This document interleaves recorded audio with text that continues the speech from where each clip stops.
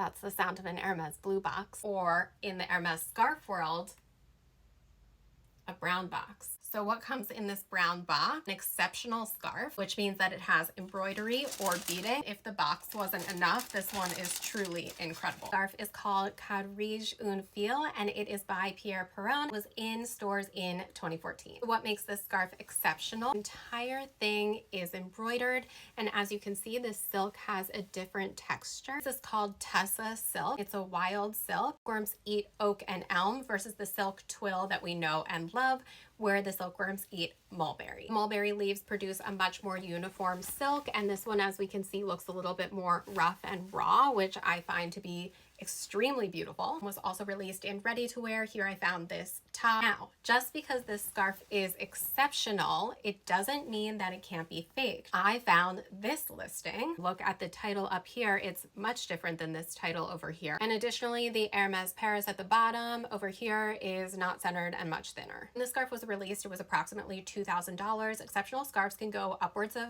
$4,000. I've also noticed that current exceptional scarves don't actually come in boxes that are quite as exceptional. That's that on the Hermes exceptional scarf.